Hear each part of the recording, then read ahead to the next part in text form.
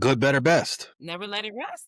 Nah, No. I've You memorized the all whole thing. suck, okay? No. I ain't memorized the whole thing. I just know It's the first good, part of the better, chant. best. Never let it rest. When the good gets better, then the better gets best. I'm gonna Exactly. Oh. have to write that down. I just I know can when they see yell I Pac-Man. can see you all never did any nursery rhymes or anything. Damn, we from the trenches. We ain't do no Okay. nursery We're gonna rhymes. work. We grew up rapping Twist and Crucial Conflict. That's what Well, we damn! was I didn't doing. know the trenches didn't have nursery rhymes. We was Damn. on that was our nursery rhyme. Okay. NWA, Snoop Dogg, Murder Was the What was Case, your nursery rhyme? Tupac, Dear Mama. Those is my nursery rhymes. Good day. Good Let's say day. I'm sorry. I'm sorry to hear that. Do or Die, Sorry to that man. Bone Thugs Harmony. Okay. That was Crucial my conflict. nursery rhyme. Okay. I got you. Well, it still didn't help with your memorization. So Shit, if you can remember a Twisted bar, you had the memory of a goat. You put Crucial Conflict on right now, I can rap it front to back, all the tracks. okay, well, we gonna need you to have the chant down by next week then. We got I'm gonna faith get in the you. chant down by next week. Ben Okay. yells it so fast I can barely understand what he's saying. He's an intense guy. He is. You're gonna definitely need that chant down pat tomorrow, next week, Q, because this train ain't coming off the tracks no time soon, bro. But before we get ahead of ourselves, we will talk about next week when in due time. But we gotta continue putting these flowers down for the Bears for their week 10 win. Not flowers on the grave of the Giants, even though rest in peace, Brian Daboll as the New York Giants head coach. Sorry what the Bears did to that man, but the Bears. Rest in peace, Paul Tagliabue. That's the first commissioner I came up under. Paul did a great job growing the game. And Paul's the one who told Trump no, he couldn't have no team, so he'll always be a star in my eyes. Exactly. And Trump been a bitter bitch since. That wasn't. I don't think that was Tagliabue. No, we're gonna just go with that. I'm pretty sure it was. I'm pretty sure it was. Let's just go with in the 80s whichever after he had. commissioner told him no. Shout out to them. Okay, that commissioner's dead too, so okay, we can go with that. Listen, we in the age of misinformation. Whatever Tiff said it was is what it was. I'm looking it up. I like to be factual. I could be wrong. You ain't got to be but factual. I could have swore it was Tagliabue. Oh no, it was Pete Rozelle. My bad. Yeah, My bad. exactly. Yeah. When did Tagliabue get in? 88? But he must have left right after that because I knew it was the 80s. I guess he did it in the early 80s. So I think right. Tagliabue came after in like Rozelle. 85 or some shit. Rozelle was the commissioner during the last strike. Tagliabue didn't have any strikes or any lockouts during his era. He came in like the early 90s. And then he left in 06. Yeah, I knew that, but I didn't know. Well, regardless, maybe he didn't tell Trump. He made sure Trump didn't get no team under his era, and I'm gonna respect that as well. I mean, he let Jerry Jones get one though. Yeah, you win some, you lose some. Unlike the Bears don't lose any. Period. Bears 24-20 over the New York Giants. We got a lot to talk about. We got a lot of game balls we got to give out. I know, Q is going to try to, put everybody underneath his good umbrella. But before we get into that, I want to ask you all this. The Bears have won six of the last 7. Does it feel a little fraudish to you?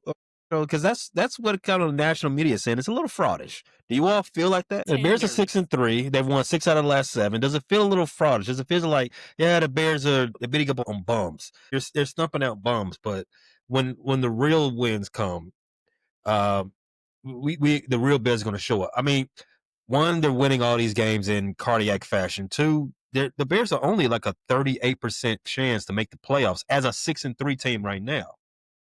That's crazy. I get it. It was less than that. The Bears are the 7th seed right now, right? And the 49ers are a half game. If the playoffs started today, the Bears would be the last team in. Fraudish? No, I can't say fraudish. I feel like that's an unfair title. Winning games in the NFL is hard. So one thing I do want to see the Bears do, and they'll have the opportunity in the upcoming weeks, is beat a team over 500. We have not beat a team over 500. The only team we faced over 500, we lost to in blowout fashion.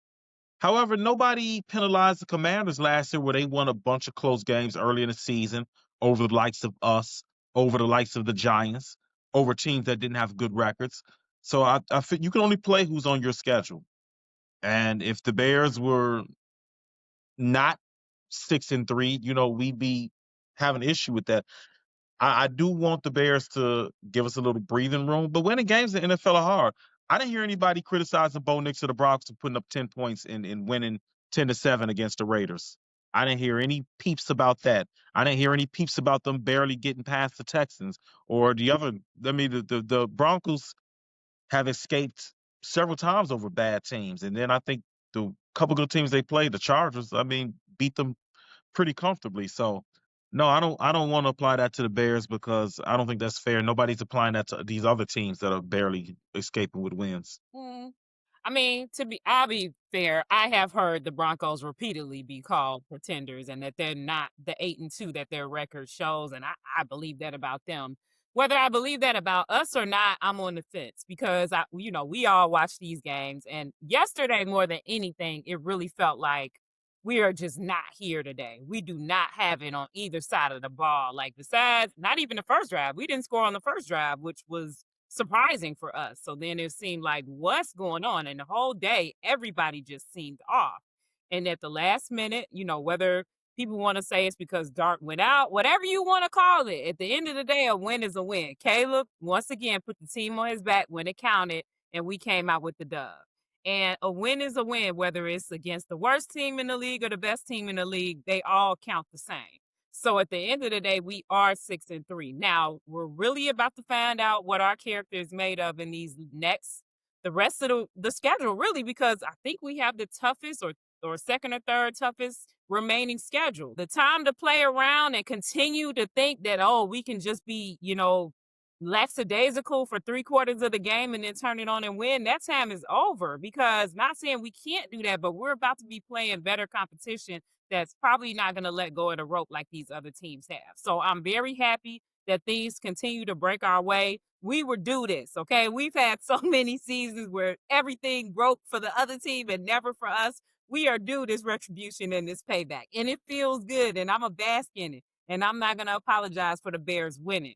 But there are a lot of things, particularly from this game, in my opinion, that really felt like, ooh, this game didn't look like we're as close as we may have felt in previous games. And I really don't feel like we've put a complete game together, except maybe the Cowboys game, where all sides of the ball were playing at least decently. So, I know we've had a lot of injuries. I know we've had a lot of miscues, but I mean, it's time for us to pull it together and stop playing around because these wins, while they've been, exhilarating and frustrating and all those things, we can't play around like this anymore because we're really about to hit this stride of the schedule where if we're not on our P's and Q's, we may be getting stomped out, and that's not what we want. So I hope and pray that they're learning from this stuff. It was a lot. We'll get into the details of the game, but I'm just praying because we can't keep making these mistakes and think we're going to continue to do this once we start playing the really quality team. You said something important there, Q. My second question is, do the Bears win this game if Jackson Dart stays in the game? Now, see, I was asked that question by somebody who's watching that podcast, and that's a layered question, but this is how I'm going to answer it. With the way Jackson Dart was playing, it would be hard to forecast the Bears winning because they didn't show an ability to stop him on design runs and on scrambles. However, he didn't throw any touchdown passes. He was beating us with his legs. And like I told the person who asked me this, who follows the podcast, I said, here's the thing. When you call design runs for your quarterback, you are putting him in danger. And like it or not, unless he's built like Cam Newton, that usually always ends one way, with an injury.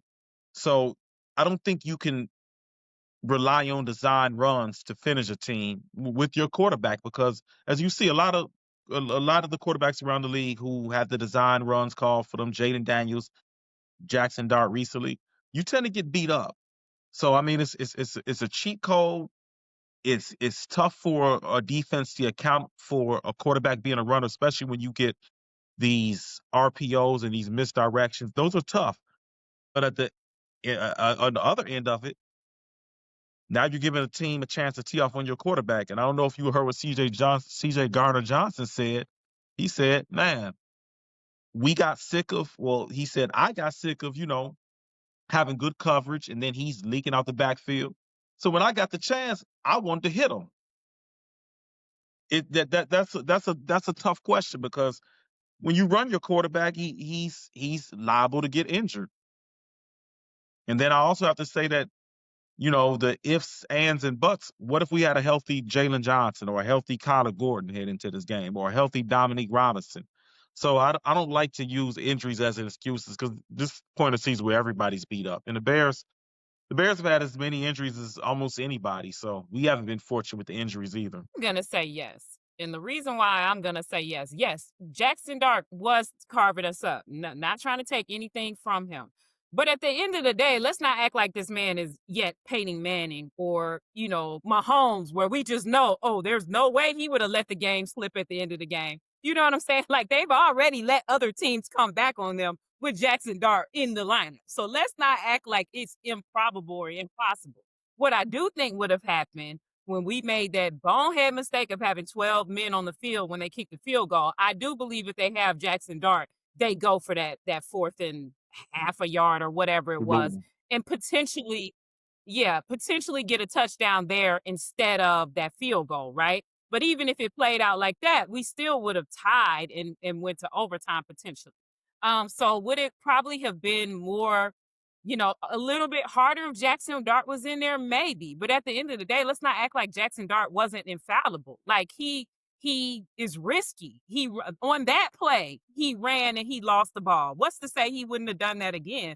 Even if he didn't get injured later in the game, he could have done something risky, or they're trying to run him, trying to make a play, or he could have thrown, which he didn't do much, and thrown a pick. So it's not like, oh, Jackson Dart is a guaranteed dub. Like, people love to throw out these hypotheticals. Oh, if it wasn't the Giants, if Jackson Dart was still in. Well, guess what? At the end of the day, he wasn't.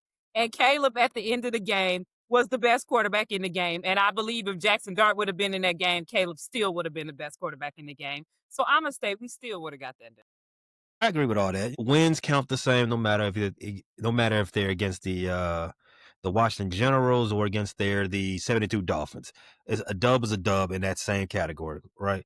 There is something to be said about needing a last second rabbit to pull out of the hat to beat those Washington Generals week after week after week. But again, where do you expect the Bears to be in year one of the Ben Johnson era?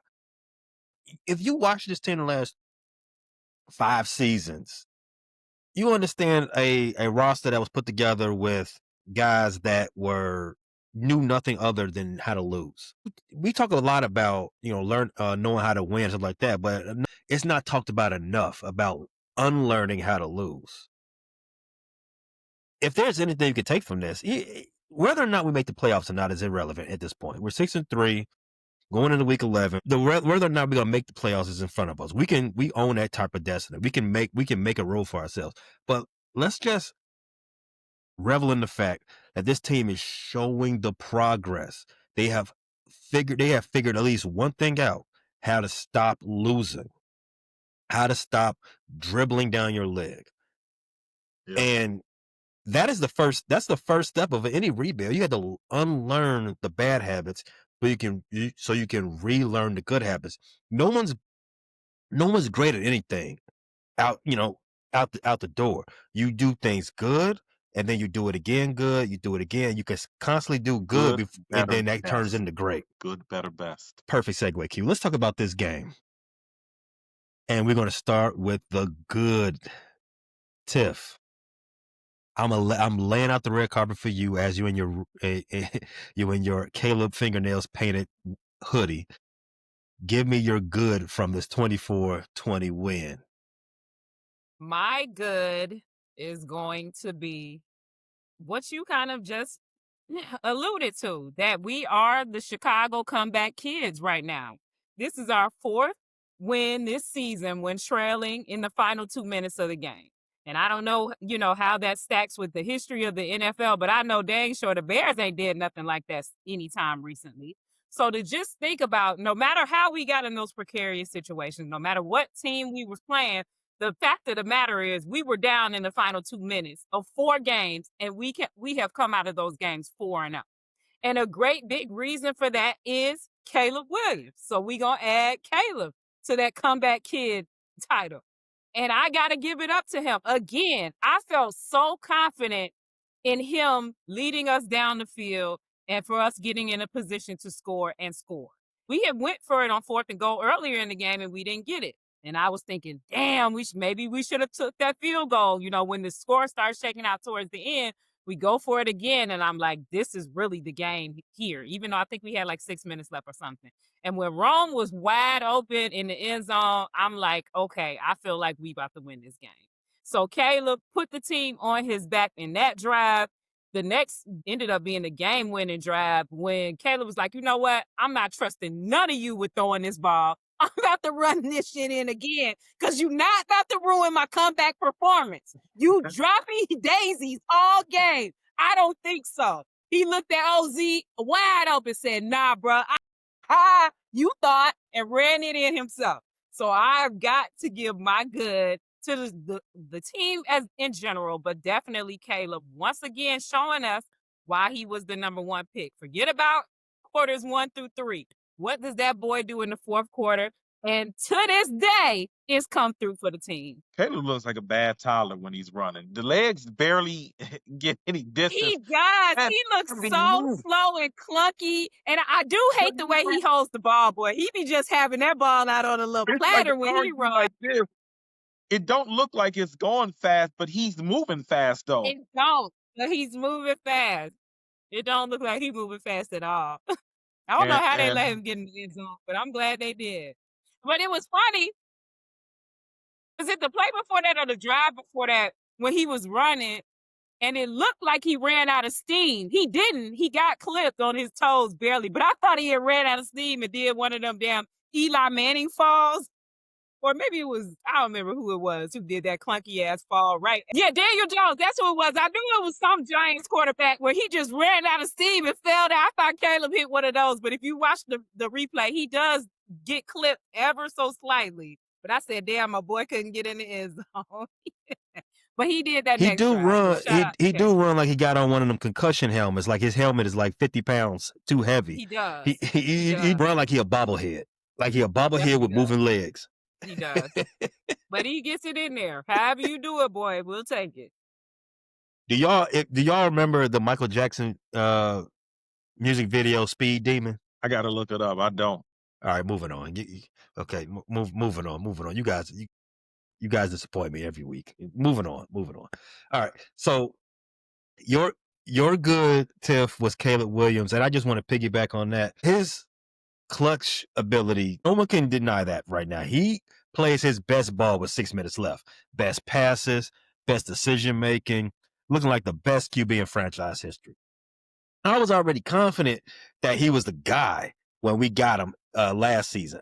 But now I'm more than confident. In fact, I'm telling everybody, he's not just a guy. He's better than your guy.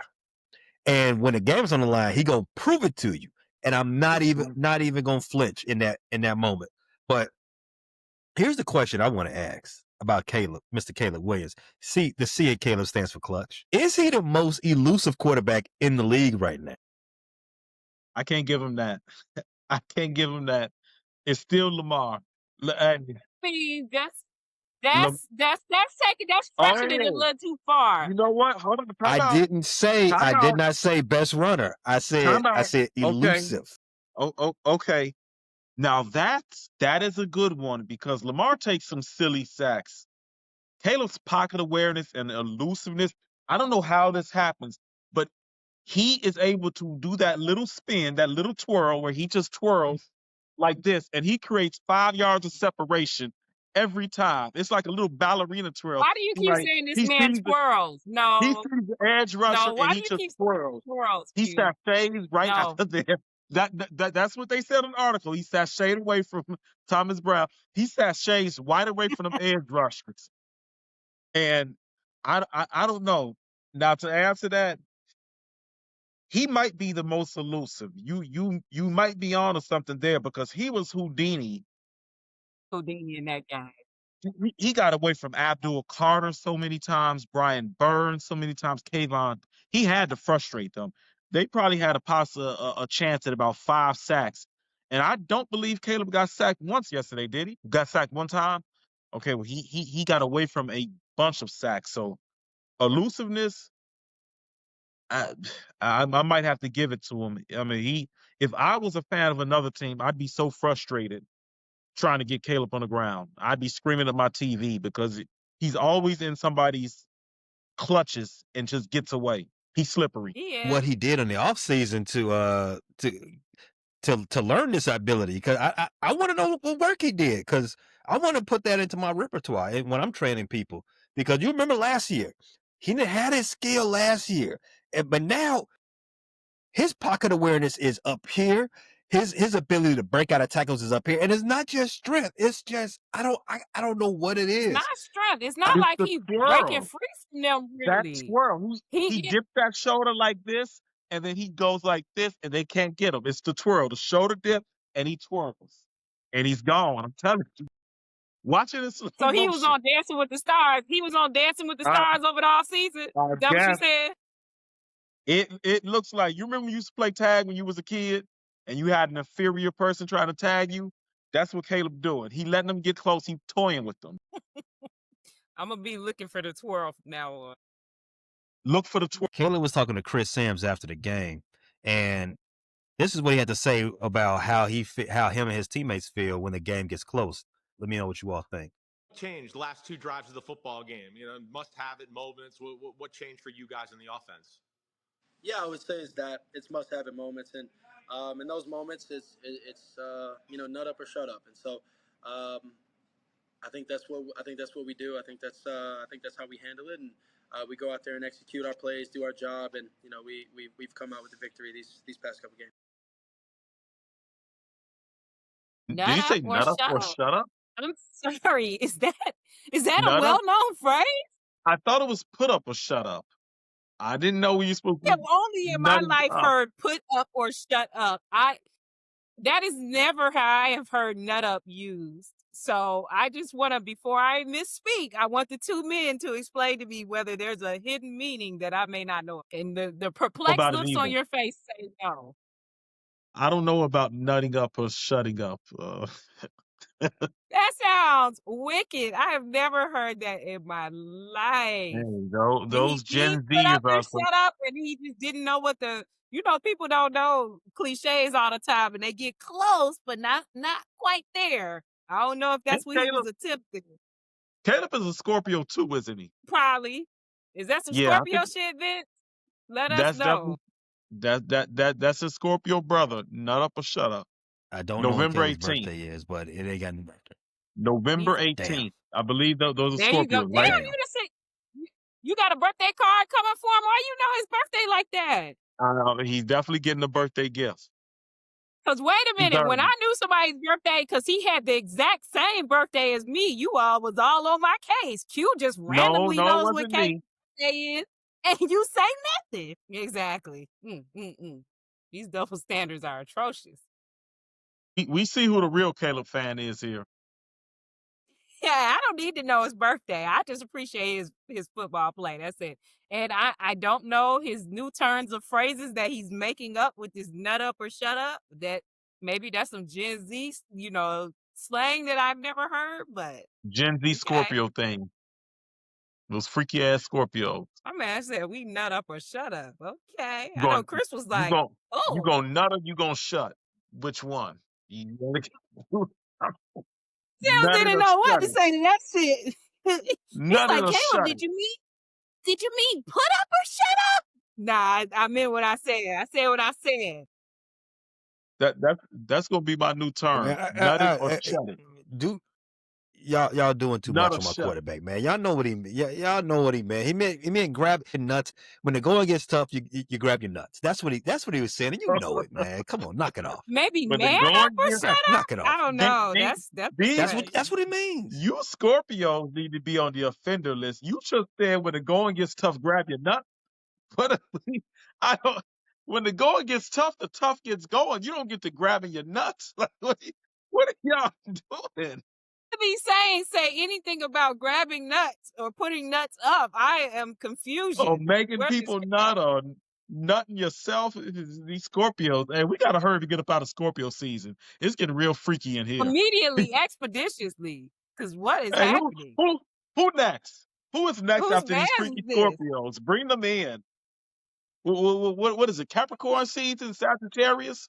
I Bring them don't know people who it in. is, but please Sagittarius. start their clock because Sagittarius. that's enough. Start the Sagittarius. Get these freaky people up out of here. What was your good, Q? My good? I'm gonna go with C.J. Garner Johnson because this man was out of football 3 weeks ago. He was out of football. You hear him talk, and he talked about the biggest thing he's learned is being humble when he was out of football.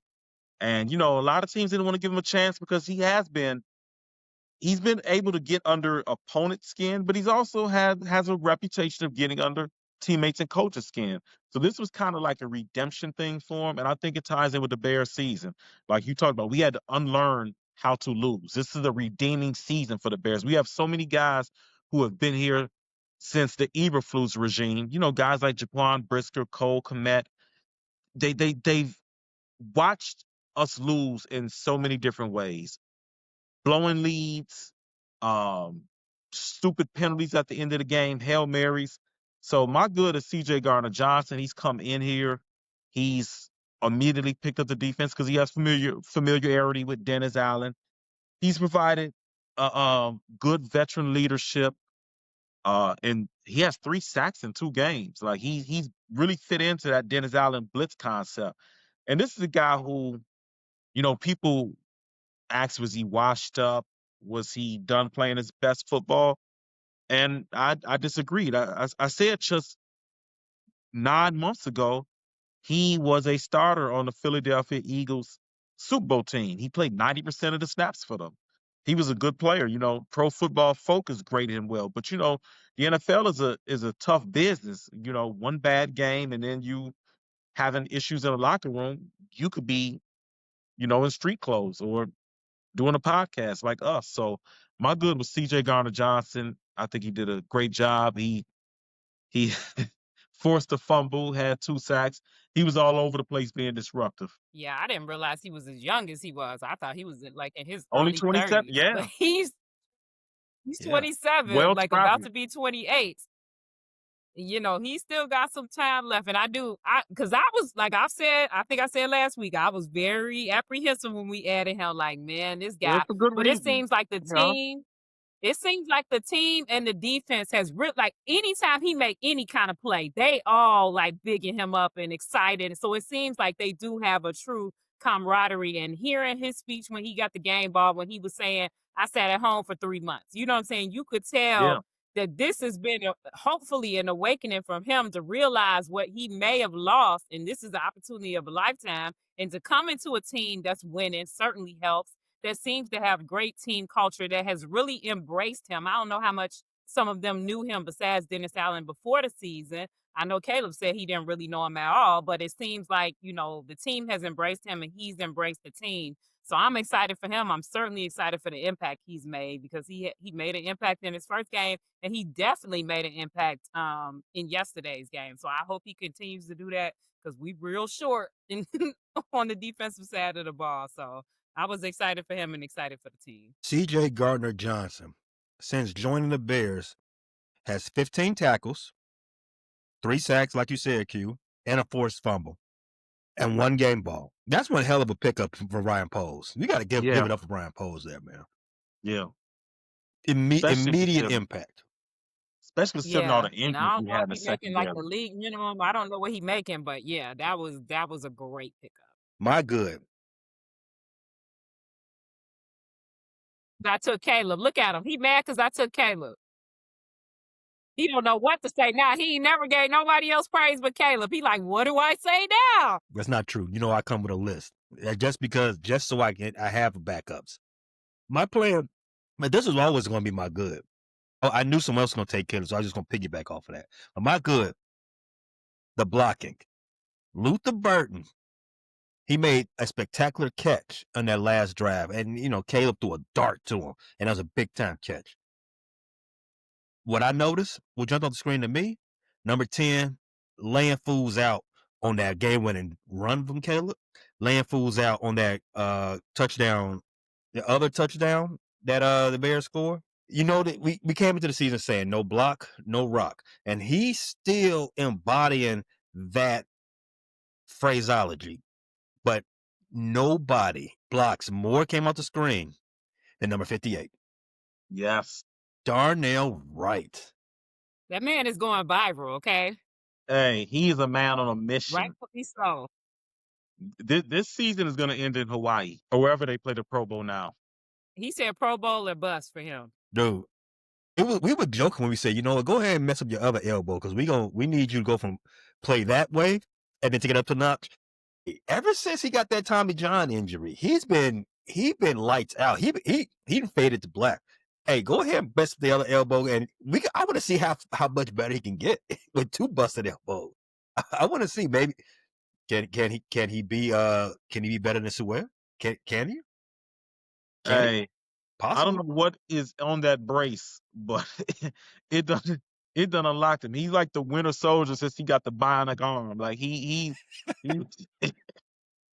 he is beating edge rushers into oblivion. So yeah, Brian Burns beating ate up and turf. spinning them around like a little child. You talk about a twirl. He had Brian Burns doing a little twirl. Nah, you remember prime Derrick Henry when he was sending little baby cornerbacks into the air. He sent Brian Burns flying in the fourth quarter. And Q, in the group chat, I'm like, bro, Darnell Wright is tripping right now. He cleaned Brian Burns' clock. And then he kind of stood over him like a dad, like, come on, son, don't get up. Don't get up. It looked like he helped him up. It looked like he helped him up so he can knock him down again. That's what it looked like to me. But Darnell Wright's ability to consistently dominate top-tier defensive edge talent. Brian Burns, who we talked about in the preview, like, hey, you got to watch out for him, bro. You got to watch out for him. You ain't got to watch out for him because number 58 got your back.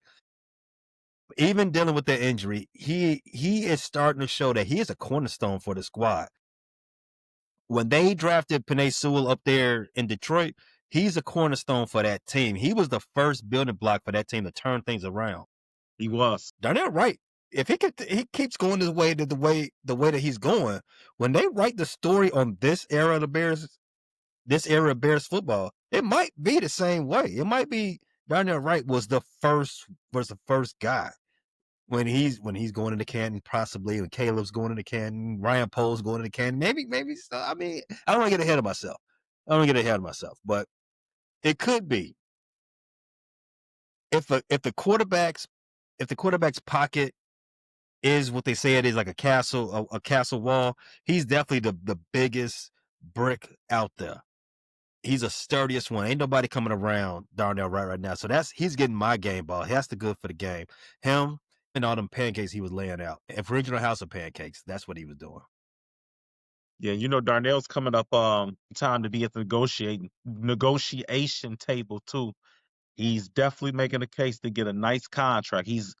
This is third year. They got the 5th-year option. So next offseason when they talk about extension, Ryan better sit down and offer Buddy some good money. We can't let this one get away. Continue going on this path. Hey, the pocketbook's open. If you need some more money, Dal Eberdangle he can donate some. Yeah. We can donate some of our podcast money. I'm okay with it. Let's not go too far. Let's not go too far there. For yourself. You know what? One of our podcast bros one of the guys on the channel, he got extra money.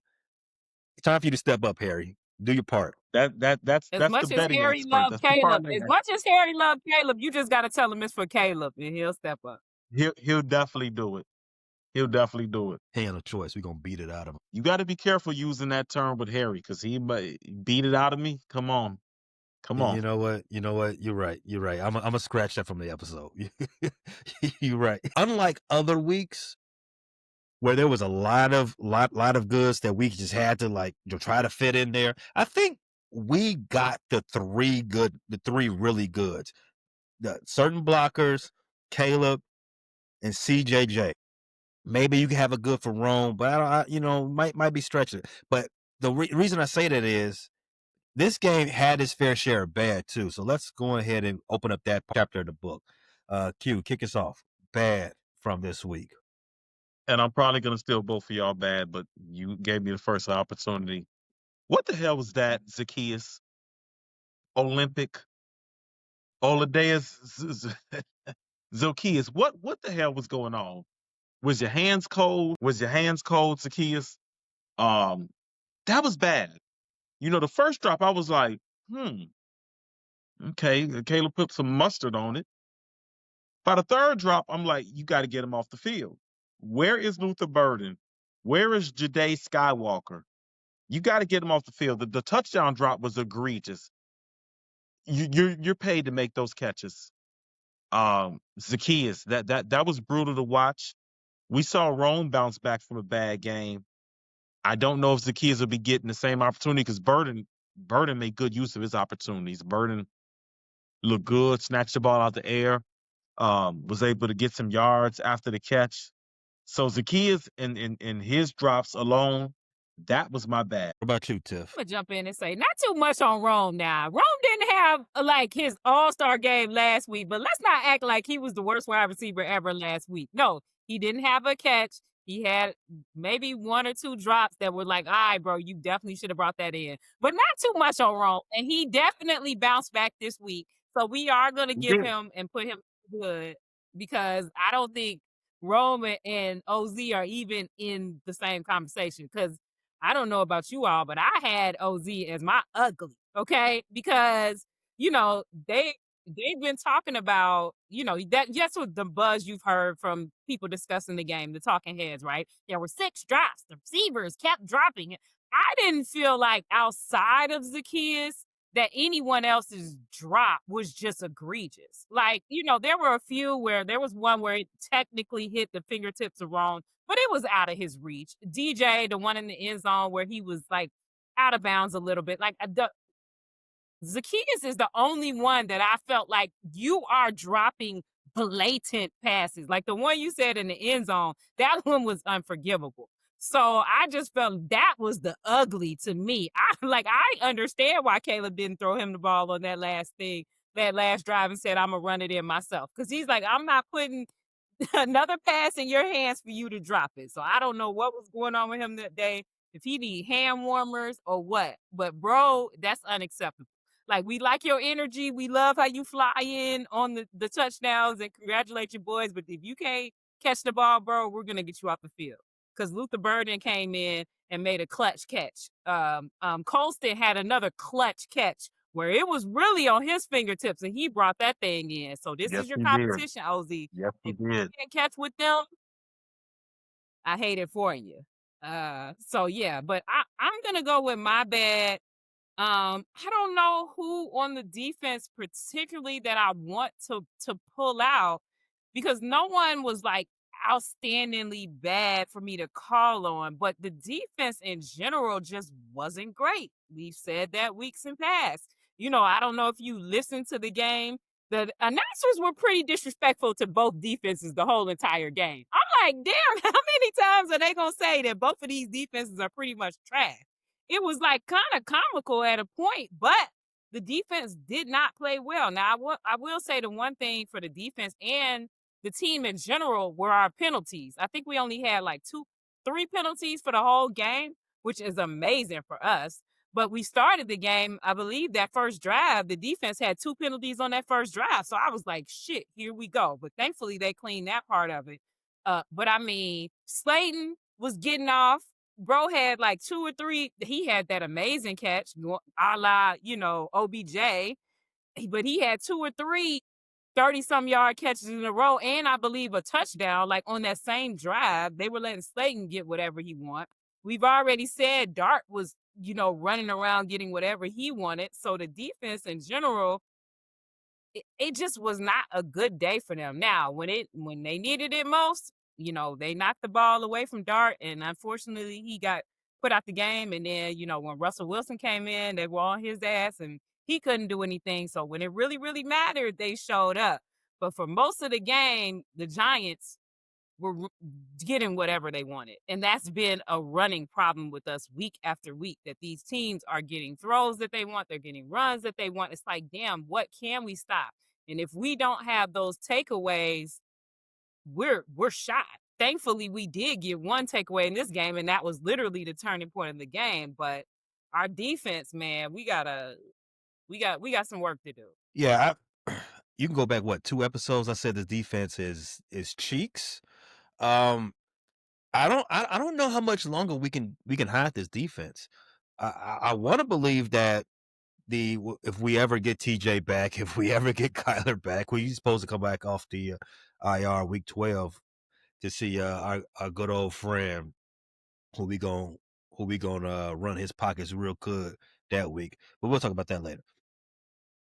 Whether it's on the ground, especially in this game, and through the air, it's a lot of questions, man. It's if you got to put Ray McLeod on the field, you already fucked up. If you got to put Blockwell on the field, you already fucked up.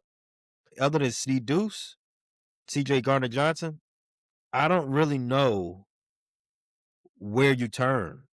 You know what I'm saying? I mean, Tremaine Edmonds, he played decent, but it was only in so well. Martez Sweat, he had a sack. I think he had a sack and a half in this game.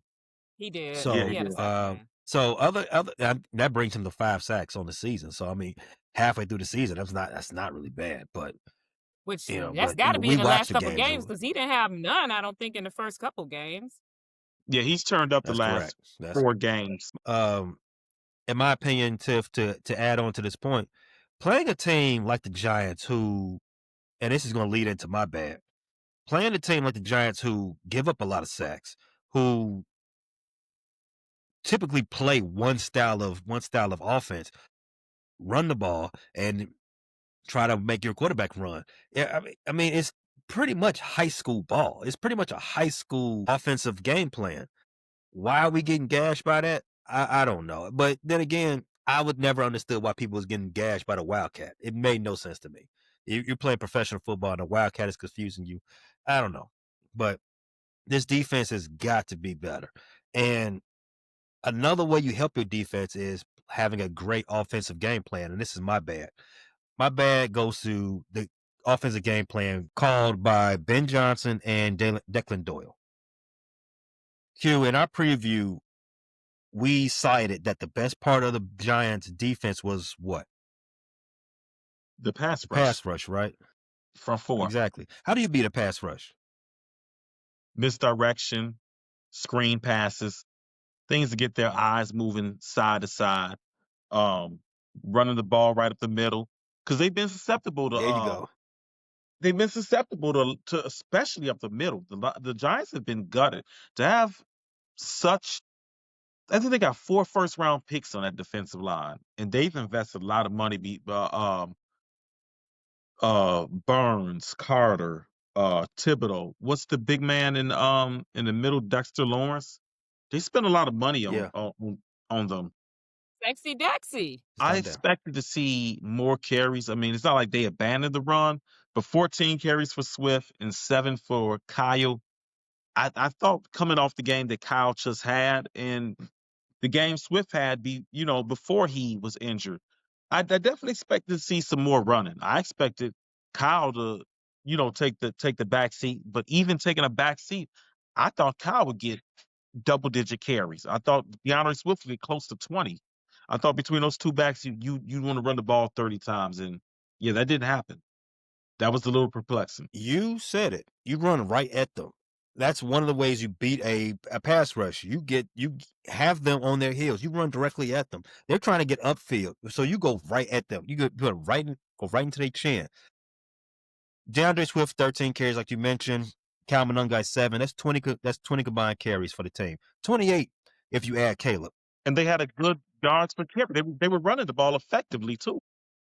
5.4 yards per carry, not including Caleb's 8 carries for 63 yards. Not including that. The Bears' running game by itself, 20 carries for 108 yards, 5.4 yards per carry. Ben Johnson said it himself that, hey, he didn't call the greatest game. He's got to be better in that aspect. And I agree. I agree. You had to help. We didn't have that. I love this. We didn't have that in the Eberflus or Nagy era. There was no accountability. Oh, you know what? Let's not go too far. Nagy era, Trestman era, definitely.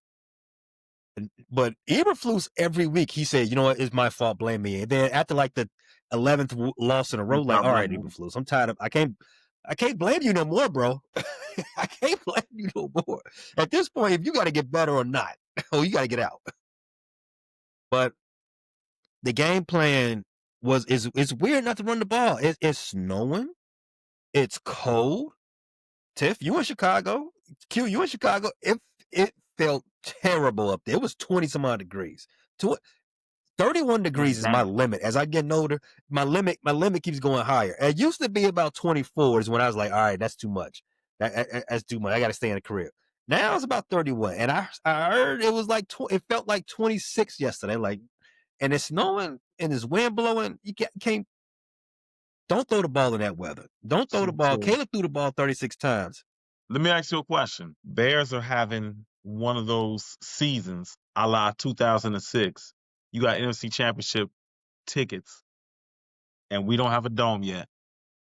It's 13 degrees. You going? No. No. Easy answer, no. Tiff, it's 9 degrees outside. The wind chill makes it -2. You going to that NFC Championship game? Or you sitting on that couch watching the game? I can't see it. I'm probably gonna be at a bar somewhere, nice and cozy. I'll celebrate with my comrades, but I can't see it. That's a miserable experience. I don't know if you ever been there, but it's not fun. Because you said you going to a bar. You better than me because I'm not getting out the bed or off the couch. Maybe if it's not snowing, if it's just cold, I could, I might go out, but sitting out in that game, it's a 0 chance. It's a no. Still, my worst sports feeling is still it's still a Sunday night football game that I went with my uncle, rest in peace. The Bears was playing the Packers. The Bears, it was so cold, bro. I don't remember what the temperature was, but it was freezing outside. And the Bears didn't show up. And that Hawk was out there. The Hawk was out there. It was beating the shit out of me. And I said I would never come see the Bears again in my life. Now I've been to a few Bears games since then, but I'm telling you, if Hawk outside, I ain't going. Not off the lake. The lake don't play that. I'm not doing it. No, the lake definitely don't play. I lived by the lake for a few years. Never again. I would never live by that lake. I felt it was a weird decision for them not to run the ball in terrible conditions. It's snowy, it's windy. You're facing a great pass rush, and they do not stop the run well. We talked about in the preview, Q. They are the 31st ranked rush defense. So we ran the ball at them 20 times. 20 times. We were having success with it, but I don't know why we didn't continue to run the ball. Brian Daboll, I felt like he outcoached Ben Johnson in this game. At least for 3/4 of the game, I felt like he outcoached Ben.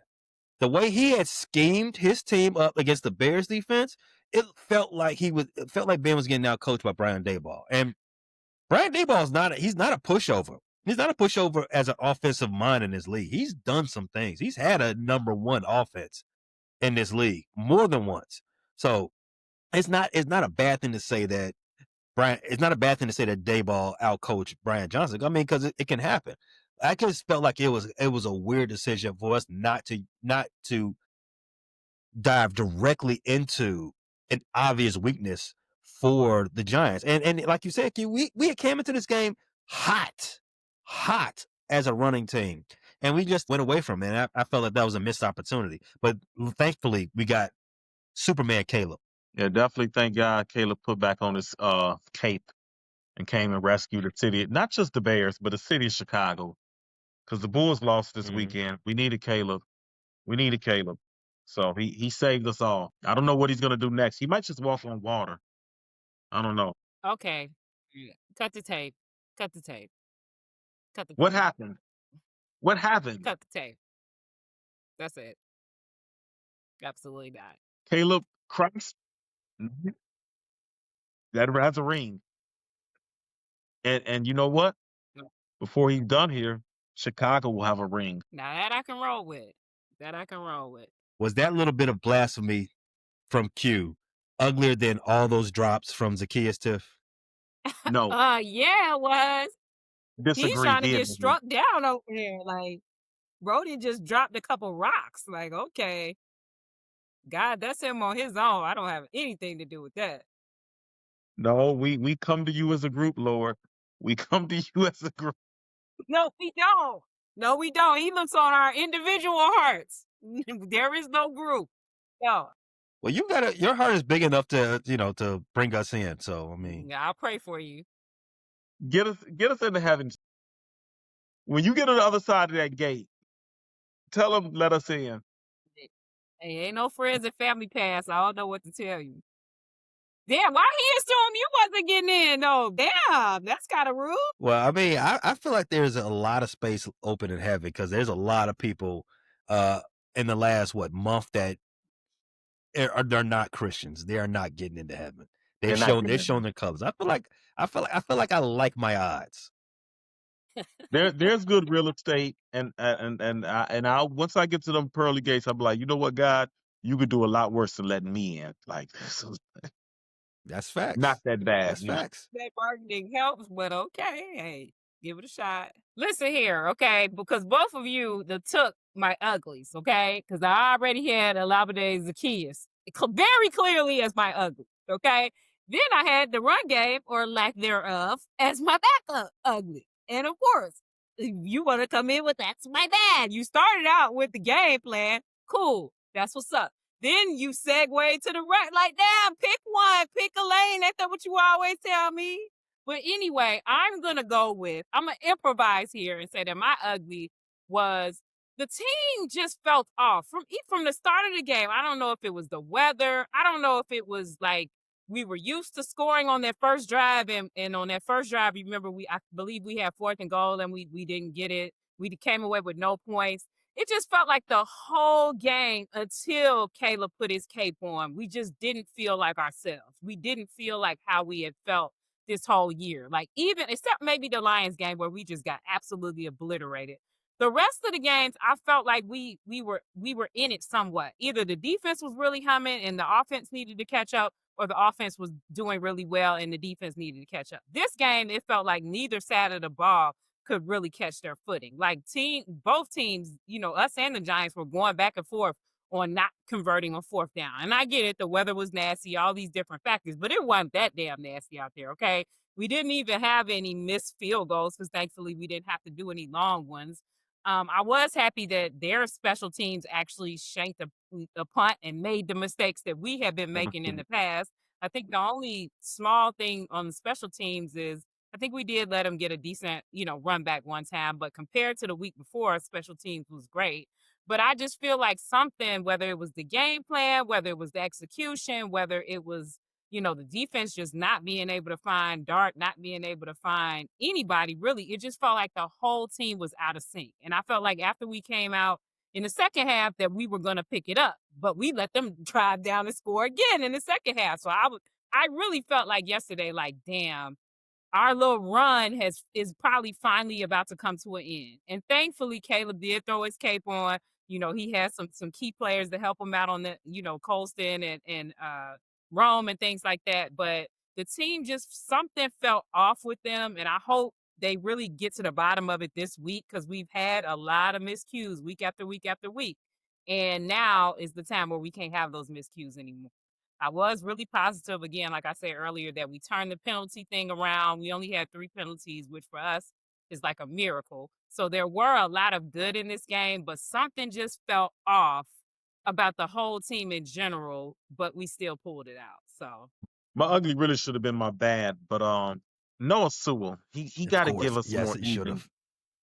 He got to give us more even performances. He's filled in for TJ Edwards again, and the unfortunate thing about Noah is you kind of notice him for the wrong reasons. He had the roughing the passer penalty, even though I think that was a little bit, petty. But, he had a couple missed tackles and a couple bad angles again in the running game. And was it where he was supposed to be in some of the yeah, pass, he missed that tackle in some on of the pass Singletary. defense Let things. him go for like 40. So I'm gonna go with my ugly Noah Sewell. He really should have been my bad though, but Yeah, Noah. We need him to step up. I don't think TJ's going to be back this week. And if TJ isn't back this week, I need the Bears to maybe think about getting in Hippolyte. They did so much bragging about Hippolyte in the off season, and he hasn't even been active the last few weeks. I don't know what's going on. This is another hot pick.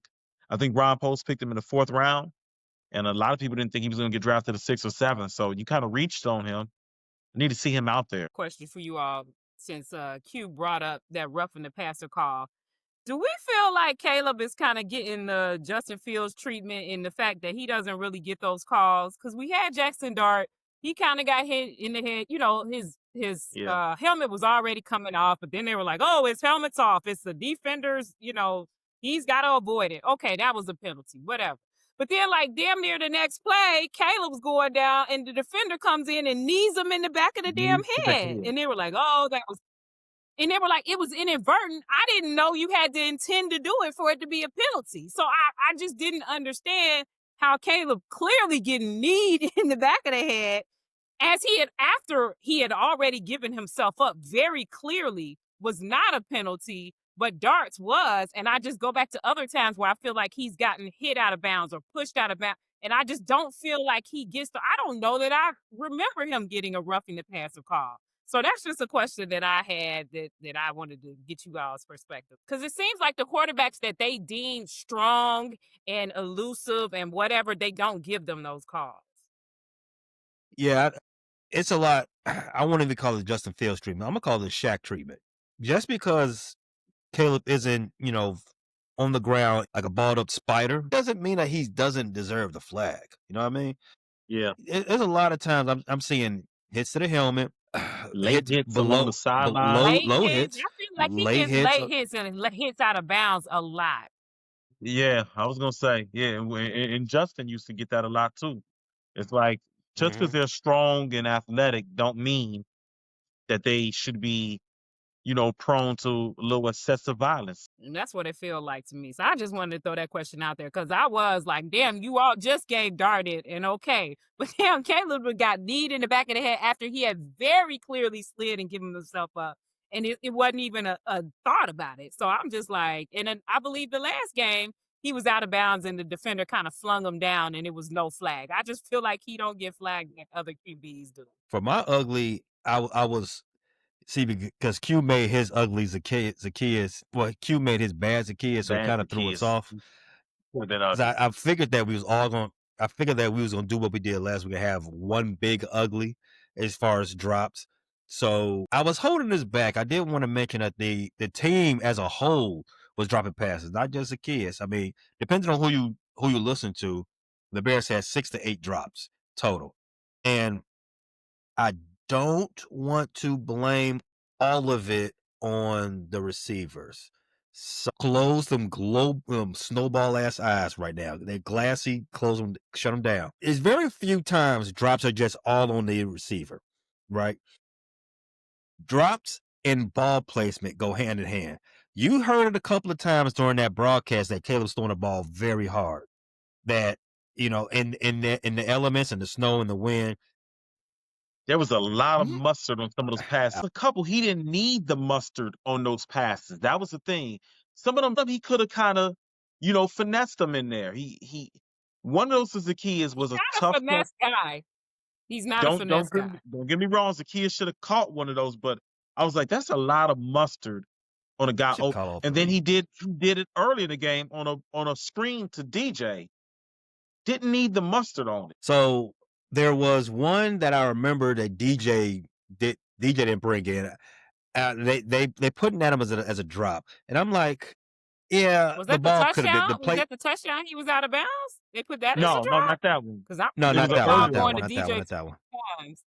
No, it was a screen. It was a screen one early in the game. It had to be maybe the first drive. It kind of went off his shoulder pad, but it was a whole lot of mustard and didn't need to be on. It just didn't need to be zipped in like that.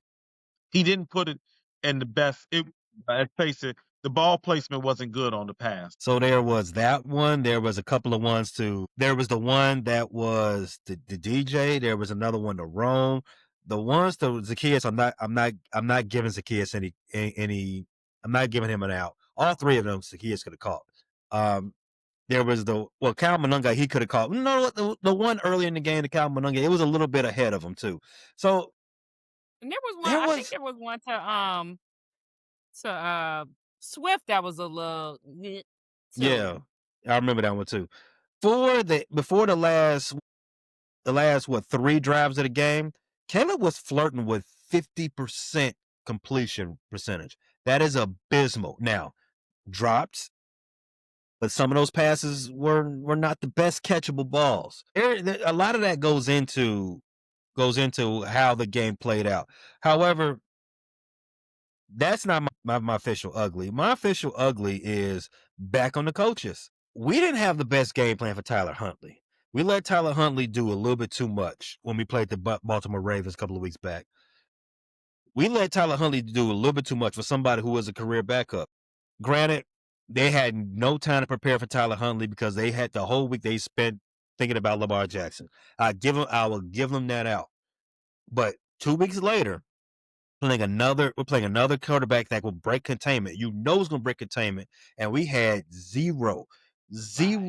Tiffany, do your thing. Zero preparation. It looked like for that type of quarterback.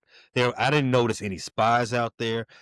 We failed at containing him. I couldn't tell if there was a spy out there. We didn't have any exotic stunts to confuse this rookie quarterback and make it seem like make him second guess where he needs to escape from.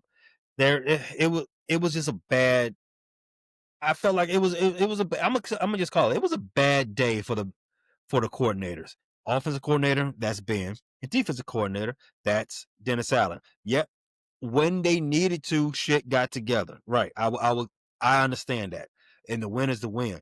However, the game as a whole is what I'm talking about. And we did not have the best showing against a team that we should have. We should have dominated. And to circle it all the way back to the beginning of the episode, haters, they're right. They are. Let me not say it right. The haters are justified in questioning how good the Bears are. The Bears should have dominated some of these games in this stretch. The Bears should have dominated the Giants. They didn't. How that goes for the rest of the season, we shall find out. But I'm looking for everybody, defense, offense, and the coaches to have a better showing coming down the stretch. If we want to make the playoffs, if we want to do something special, we're gonna need to, because I don't know if y'all know this or not.